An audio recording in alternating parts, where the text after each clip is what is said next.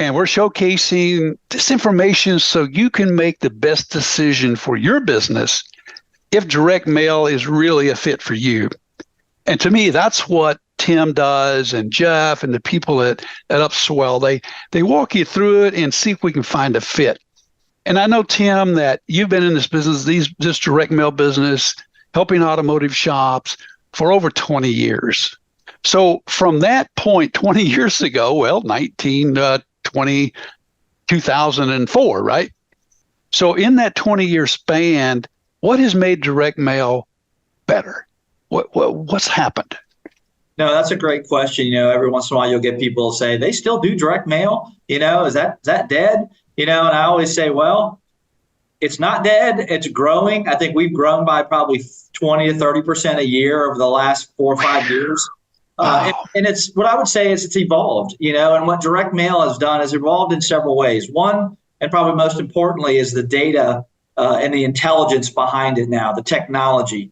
We're able to, between being able to analyze customer data and market data, and then be able to kind of work those two together to create better mailing lists, better targeting, better list segmentation. This has really allowed direct mail to really up its game, right? So it's not just kind of blowing out mail to everybody anymore. Not only are you able to find out where your target audience resides and lives, but how often do they come into the shop? How much do they spend?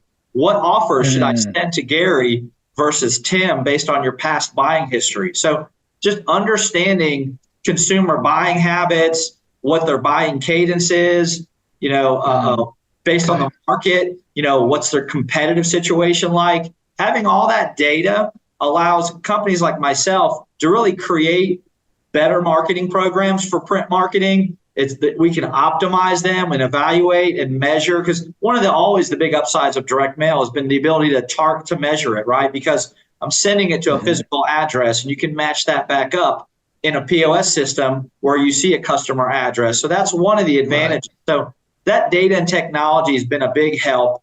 I think the other thing is that variable messaging. Excuse me, it's always been around and available, but now printing used to be done on these big offset printers the size of a warehouse. And now these printers are digital printers the size of your desk. And so, and you can do these things a lot more cost efficiently now. So being able to send Gary a particular message, but the guy next door gets a different message based on your buying history. And so being able to provide not only better targeting of who I'm sending it to, but being able to target the messaging to people that I'm targeting it to, that's been a big evolution in our industry. And I'd probably say the last one is the kind of divergent with digital and print coming together and working more as a team. There's technology that's put on a postcard like URLs and QR codes. Those were used some in the past, but now they're really more guiding principles on being able to track and measure a piece, and then being able to use that in conjunction with a paid search program, a paid social program, a geofencing, an email.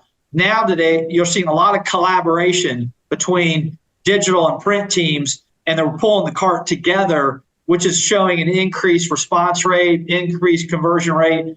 And what happens is it allows clients to evaluate and toggle their marketing spend tactically based on which tactic is performing better. So that evolution of data, the evolution of adding variable printing capabilities, messaging, and then this collaborative digital print mentality, those have been the three biggest changes I've seen in the last 20 years that's really taking print to the next step.